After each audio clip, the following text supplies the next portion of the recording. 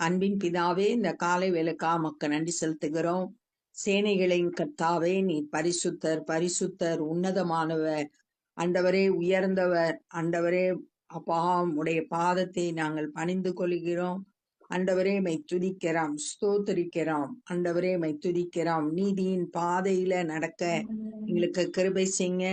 எல்லா தடைகளை நீக்கி போடுங்க. உம்முடைய சமூகம் எங்களுக்கு முன்பாக செல்லட்டும். இந்த நாளின் வேத தியானத்தை எங்களுக்கு ஆசீர்வதித்து தாங்க. நேசிக்கிற இயேசு கிறிஸ்துவின் இனிய நாமத்தில் கேட்கிறோம் பிதாவே, ஆமென். 1 சாமுவேல் 1வது அதிகாரம். இந்த புஸ்தகத்துல சாமுவேல் தீர்க்கதரிசிய பத்தி பார்க்கிறோம். அவர் கடைசி நியாயாதிபதி, முதல் தீர்க்கதரிசி. இந்த சாமுவேலோட பிறப்பை குறிச்சும் முதல் ராஜாவான சவுல குறிச்சும் அதுக்கப்புறம் தாவீதோட வாழ்க்கையை குறிச்சும் இந்த புஸ்தகத்துல நம்ம வாசிக்க போறோம். இந்த புஸ்தகத்தை எழுதுனது யாருன்னு சொல்லப்படல. இப்ப நம்ம இந்த புஸ்தகத்தை தியானிக்க போறோம். எப்பிராயிம் மலை தேசத்தில் இருக்கிற சோப்பீம் எனப்பட்ட ராமதாயிம் ஊரானாகிய ஒரு மனுஷன் இருந்தான். எப்பிராயிம் மலை தேசம் அப்படின்னு சொல்லியிருக்கு. அதுல ஒரு மனுஷன் இருந்தான். அவன் பேரு எல்கானா அப்படின்ற பேர் கொடுத்திருக்கு. நம்ம எப்பிராயிமியர் அப்படின்னு நினைக்க கூடாது. எப்பிராயிம் மலை தேசத்துல இருக்கிறதுக்குனால இவர் எல்கானா லேவி கோத்திரம். 1 நாளாகமம் 6வது அதிகாரம் 16ல இருந்து 30 வரைக்கும் உள்ள வசனத்துல நம்ம இவர் லேவி கோத்திரம்ன்றத அறிந்து கொள்ளலாம். லேவியருக்கு ஒவ்வொருவரும் தங்களுடைய சுதந்திரத்துல இருந்து பட்டணங்களை ஒப்பு கொடுத்தாங்க. அதுல 48 பட்டணங்கள் வந்தது. அதுல இருந்த ஒரு குடும்பம் எல்கானா. அவன் எப்பிராயிமியன் ஆகிய சூப்புக்கு பிறந்த தோகுவின் குமாரனாகிய எலிகூவின் மகனான எரோகாமின் புத்திரன். அவனுக்கு 2 மனைவிகள் இருந்தார்கள். ஒருத்தி பெயர் அன்னாள், மற்றவள் பெயர் பெனினாள். பெனினாளுக்கு பிள்ளைகள் இருந்தார்கள், அன்னாளுக்கோ பிள்ளை இல்லை. இது பழைய ஏற்பாட்டு நாட்கள்ல 2 மனைவி இருக்கிறத நம்ம வேதத்துல பல இடங்கள்ல வாசிக்கிறோம். ஆனா இயேசு கிறிஸ்து என்ன சொல்லியிருக்காரு அப்படின்னு பார்த்தோம்னா, மத்தேயு 19வது அதிகாரம் 8வது வசனத்துல, அதற்கு அவர், உங்கள் மனைவிகளை தள்ளிவிடலாம் என்று உங்கள் இருதய கடினத்தின் நிமித்தம் மோசே உங்களுக்கு இடம் கொடுத்தார். ஆதி முதலாய் அப்படி இருக்கவில்லை அப்படின்னு சொல்லிட்டு இயேசு கிறிஸ்து தன்னுடைய உபதேசத்துல சொல்லும் போது அப்படி சொல்றத நம்ம வாசிக்கிறோம். அதனால இங்க 2 மனைவி இருக்கிறாங்க. ஒருத்தி அன்னாள், இன்னொருத்தி பெனினாள். பெனினாளுக்கு பிள்ளை இருந்துச்சு, அன்னாளுக்கு பிள்ளை இல்லை. ஒரு குறைபாடோடு அன்னாள் காணப்படுகிறார். அந்த மனுஷன் சீலோவிலே சேனைகளின் கர்த்தரை பணிந்து கொள்ளவும் அவருக்கு பலியிடவும் வருஷந்தோறும் தன் ஊரிலிருந்து போய் வருவான். வருஷத்துக்கு ஒரு முறை தன் குடும்பத்தோடு போய் கர்த்தரை பணிந்து கொள்றான். பழைய ஏற்பாட்டு நாட்கள்ல ஆசரிப்பு கூடாரம், அதெல்லாம் ஆலயம் எல்லாம் ஒரு இடத்துல இருக்கும். முதல்ல சீலோல இருந்தது, அதுக்கப்புறம் தான் எருசலேமுக்கு மாறுச்சு. இந்த சீலோல ஆசரிப்பு கூடா இருக்கிற நேரத்துல கர்த்தரை பணிந்து கொள்ளும்படியா அங்க கடந்து போறாங்க. வருஷத்துக்கு ஒரு முறை பலி செலுத்துறதுக்காக போனாங்க. அப்ப போய் கர்த்தரை பணிந்து கொள்ள அங்க போறாங்க. அங்கே கர்த்தரின் ஆசாரியனான ஏலியின் 2 குமாரராகிய ஓப்னியும் பினகாசும் இருந்தார்கள். அந்த தேவாலயத்துல ஆசாரியனாய் இருந்தது ஏலி. அங்க ஆலய பணிவிடைகளை செய்தது ஏலி. அவனுக்கு 2 குமாரர்கள், ஓப்னியும் பினகாசும். 2வது அதிகாரம் 17வது வசனத்துல அவங்களோட பாவம் கர்த்தருடைய சந்நிதியில பெருசா இருந்தது அப்படின்னு சொல்லியிருக்கு. இந்த ஓபினியும் பினகாசும் கர்த்தருக்கு பிரியமா வாழல அப்படின்றத பின்னாடி நம்ம அறிந்து கொள்ளலாம். அந்த அங்கதான் அவனுக்கு 2 குமாரர்கள் இருந்தார்கள். அங்கே எல்கானா பலியிடும் நாளிலே அவன் தன் மனைவியாகிய பெனினாளுக்கும் அவளுடைய எல்லா குமாரருக்கும் குமாரத்திகளுக்கும் பங்கு போட்டு கொடுப்பான். அங்க பலி செலுத்துற நாட்கள்ல அந்த பலி செலுத்துறதுல அவங்களுக்குரிய பங்கை கொடுக்கும்போது தன்னுடைய மனைவிக்கும் பிள்ளைகளுக்கும் அதை பங்கிட்டு கொடுப்பான். அன்னாளை சிநேகித்தபடியினால் அவளுக்கு 2 இரட்டிப்பான பங்கு கொடுப்பான். ஒரு குறைபாடுள்ள மனைவியா இருந்தா கூட எல்கானா தன் மனைவியை நேசித்து அவளுக்கு 2 பங்கு கொடுத்தான். கர்த்தரோ அவள் கர்ப்பத்தை அடைத்திருந்தார். அவளுக்கு குழந்தை பிறக்கல அப்படின்றதுக்கு கர்த்தர் அவரோட கர்ப்பத்தை அடைத்திருந்தார் அப்படின்னு சொல்லப்பட்டிருக்கு. ஆண்டவர் ஒரு சில பாதைகள்ல நடத்தும் போது அநேக காரியங்களை நமக்கு கற்றுக் கொடுப்பாரு. கடினமான பாதையா இருந்தாலும் அது நன்மைக்கு ஏதுவா இருக்கும். அதன் மூலம் நம்ம அவருடைய அன்பையும் அவருடைய வல்லமையும் நம்ம அறிந்து கொள்ள முடியும். அந்த சூழ்நிலையில நம்ம கர்த்தரையே சார்ந்து வாழும்போது அந்த சூழ்நிலையை கடந்து செல்ல கர்த்தர் பலன் தருவாரு, வெற்றியை தருவாரு. ஒருவேளை குறைபாடு இருக்கு அப்படின்னு நம்ம யோசித்தாலும் கர்த்தரால ஆகாத காரியம் ஒன்றும் இல்லை. கர்த்தர் நடத்துகிற பாதைகள் எல்லாம் நன்மைக்கு. கர்த்தர் அவள் கர்ப்பத்தை அடைத்தபடியினால் அவளுடைய சக்களத்தி அவளை துக்கப்படும்படியாக அவளை மிகவும் விசனப்படுத்துவாள்.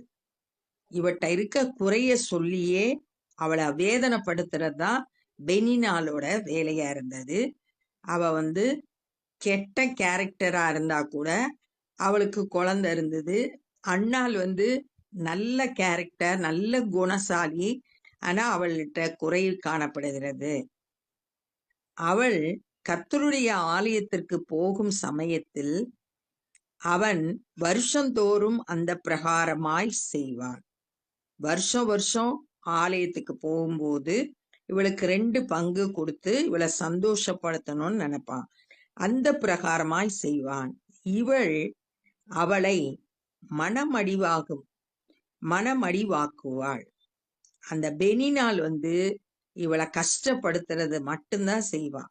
அப்பொழுது அவள் சாப்பிடாமல் அழுது கொண்டிருப்பாள். தனக்கு முன்னாடி தன்னுடைய கணவனுடைய அன்புனால 2 பங்கு கொடுக்கப்பட்டு இருந்தாலும் அவளுக்குள்ள இருந்த வேதனைய இங்க நம்ம பார்க்கிறோம். சாப்பிட முடியாது, அழுது கொண்டிருப்பாள். ஏன்னா இந்த சூழ்நிலைய கர்த்தர் மாத்திரம்தான் மாற்ற முடியும். அதனால இவளுக்கு என்ன செய்யன்னு தெரியல, அழுது கொண்டிருப்பாள். அவள் புருஷனாகிய எல்கானா அவளை பார்த்து, அன்னாளே, ஏன் அழுகிறாய்? ஏன் சாப்பிடாதிருக்கிறாய்? ஏன் சஞ்சலப்படுகிறாய்? 10 குமாரரை பார்க்கிலும் நான் உனக்கு அதிகமல்லவா என்றார். இங்க ஒரு நல்ல விசாரிக்கிற கணவனை பார்க்கிறோம். குறைபாடுகள் மத்தியில அவளை ஏற்றுக்கொண்டு அவளிடத்துல அன்பா பேசுகிற எல்கானாவை பார்க்கிறோம். இவளை புறக்கணிக்கல, ஏற்றுக்கொண்டு அன்பா பேசுறான். நான் உனக்கு அதிகமல்லவா? இவன் சப்போர்ட் பண்றான், அதனால அப்படி சொல்றான். சீலோவிலே அவர்கள் புசித்து குடித்த பின்பு, எல்லாம் பலி செலுத்தி புசித்து குடித்த பின்பு அன்னாள் எழுந்திருந்தாள். ஆசாரியனாகிய ஏலி கர்த்தருடைய ஆலயத்தின் வாசல் நிலை அண்டையிலே ஒரு ஆசனத்தின் மேல் உட்கார்ந்திருந்தார். ஒரு சேர் போட்டு அந்த சேர்ல ஏலி உட்கார்ந்திருந்தாரு வாசல் கிட்ட. அவள் போய் மனம் கசந்து மிகவும் அழுது கர்த்தரை நோக்கி விண்ணப்பம் பண்ணி, அன்னாளுக்கு தெரிஞ்சிருச்சு இப்ப தன்னுடைய பிரச்சனைக்கு தேவன் மாத்திரம்தான் உதவி செய்ய முடியும் அப்படின்றத தெரிஞ்சதுனால ஆண்டவர் சமூகத்துல போய் தன்னுடைய பிரச்சனைய ஆண்டவர்கிட்ட சொல்ற. வசனம் என்ன சொல்லியிருக்குன்னா, அவர் உங்களை விசாரிக்கிறவன் ஆனபடியால் உங்கள் கவலையெல்லாம் அவர் மேல் வைத்து விடுங்கள் அப்படின்னு சொல்லப்பட்டிருக்கு. சங்கீதத்துல கர்த்தர் மேல் பாரத்தை வைத்து விடு, அவர் உன்னை ஆதரிப்பார் அப்படின்னு சொல்லிட்டு சொல்லப்பட்டிருக்கு. இப்ப வந்து அன்னாள் தன்னுடைய கஷ்டங்களை ஆண்டவர் சமூகத்துல சொல்றா. சேனைகளின் கர்த்தாவே, சேனைகளின் கர்த்தாவே அப்படின்றது இந்த பழைய ஏற்பாட்டுல 260 இடங்கள்ல சொல்லப்பட்டிருக்கு. கர்த்தருக்கு ஒரு சேனை இருக்கு, அந்த சேனைக்கு அவர்தான் அதிபதி. சேனைகளின் கர்த்தாவே, தேவரீர் உமது அடியாளின் சிறுமையை கண்ணோக்கி பார்த்து, முதல்ல என்னுடைய கஷ்டங்களை, என்னுடைய சிறுமைய கண்ணோக்கி பாருங்க. உம்முடைய அடியாளை மறவாமல் நினைத்தரே, என்னை மறக்காம நினைச்சுக்கோங்க.